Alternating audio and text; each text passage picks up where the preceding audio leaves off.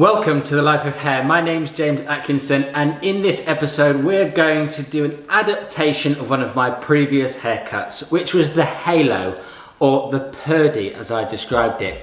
This is a fantastic classic haircut, but a lot of you asked me what would be a contemporary and modern version of that haircut. Well, here it is. I've done a nice graduated, layered, textured version of the Purdy, or the halo haircut, still keeping that heavy silhouette but really mashing it up the texture internally. So let's see how we get on. I hope you enjoy this episode of The Life of Hair, and if you do, share it with your friends, give me a thumbs up, subscribe to the channel and leave me a comment, because that's where I got the idea for this haircut. Lots of people contacted me asking me if it was possible for me to do a modern adaptation. So you asked and I listened. So thank you very much and enjoy. First things first is the pre-section.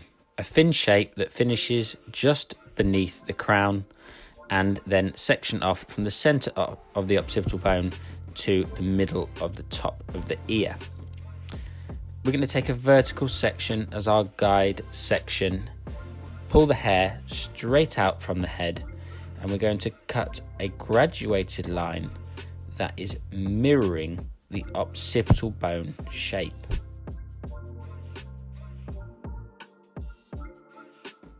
Now, some of you do struggle with graduation. I've met many hairdressers over the years that find graduation very, very tricky. I'm about to show you an absolutely foolproof technique. Once we've cut that first vertical section in, we're going to pull out a slither section that is no more than 3 millimeters in thickness, straight out from the head, and cut a square line. This will ensure that we have 2 guides now to work off of for the rest of this graduation. It is such a simple technique, but it works an absolute treat.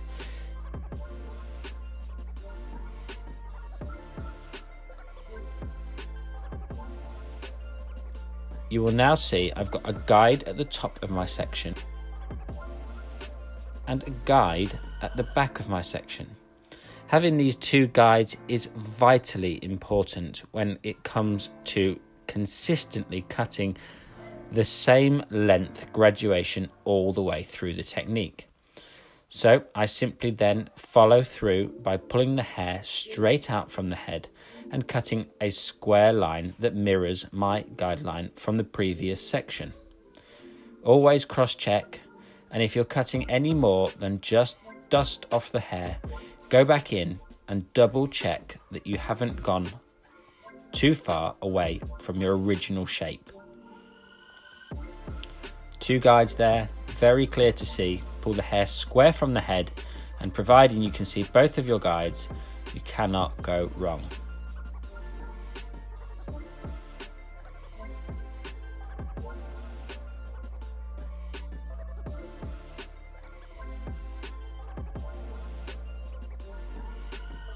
Remember, cross-check as you work through the hair so that you don't have to go back and change things at a later date when it becomes more complicated to alter the shape.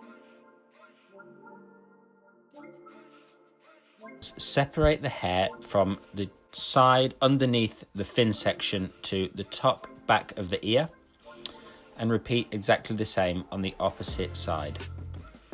So we've now got a simple section to work with in the back where we can connect in our graduation. We're going to work first of all with a vertical line straight down the head, exactly as we did in the very first section, and we're going to connect it into the hair underneath. This is where the haircut becomes slightly trickier. We're going to then pull back every section onto the previous section. For example, the first section is straight out from the head. The second section will be pulled onto the first section. The third section will be pulled onto the second section. And we are going to work through the head.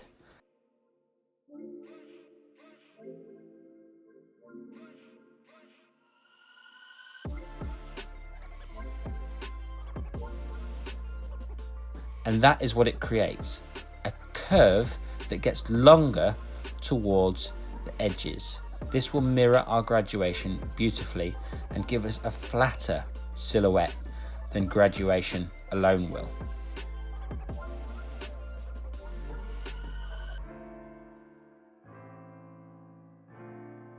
We then use the shortest point from our graduation section that we just cut as a guide, and we elevate the hair straight up from the head. We are cutting a line that is square in shape. This is maintaining the weight on the outline of the original Purdy haircut. This is very, very important to keep that weight within the shape, as we will lose the integrity of what we're trying to achieve if we follow the head shape round.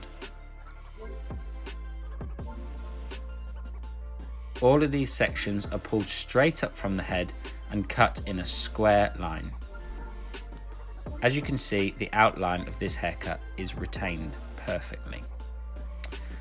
We are now going to simply cut a square line that travels from short in the crown, using the hair at the back as a guide, cutting it short to long towards the front of the face. Again, to retain the weight in the exterior line of this Purdy haircut. The texture we're creating is all internal.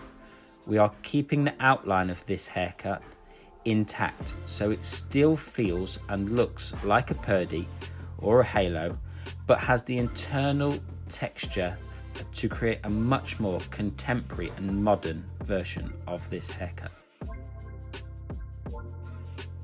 Now, the trick to this haircut, and any haircut in my opinion, for those of you that will have watched my videos before, I'm sure you'll know exactly what I'm about to say. But refine, refine, refine. Refining is the element of a haircut where you stand out, where you can make your mark and you personalize that haircut to make it your own. Get that in as quickly as you can and leave yourself plenty of time to refine the shape and make a beautiful result. Rather than leaving yourself no time at the end to do the detail, make sure that you give yourself that time by working quickly and methodically when the hair is wet, and when the hair is dry, go to town on making the haircut your own. Channel cutting is a particular favourite of mine for creating texture. I'm going to do a separate video exclusively talking about channel cutting, because when I show it to people quite a lot of time, they feel very, very scared about running the scissors along the client's head. So we'll save that for another day. And there we have it. It is an absolute beauty of a technique. That strong geometric outline with that soft texture internally, creating something that is very, very contemporary and easy to wear, as well as keeping that traditional Purdy-esque halo outline. Can be styled in so many different ways. It is an absolute beauty of a technique. And there we have it, an adaptation of the Purdy or the bowl cut, whichever one you want to call it. A fantastically textured, easy to wear haircut that has that strong geometric outline that I mentioned in the beginning, but really broken down with that texture and the graduation in the back and the detailing in the outline. So like I said in the intro, if you've enjoyed this episode, subscribe to the channel, share this with your friends, and give me a thumbs up. But most of all, hang out in the comments and let me know whether you liked or disliked this video. I love to hear from you. I'll see you again next Sunday for another episode of The Life of Hair.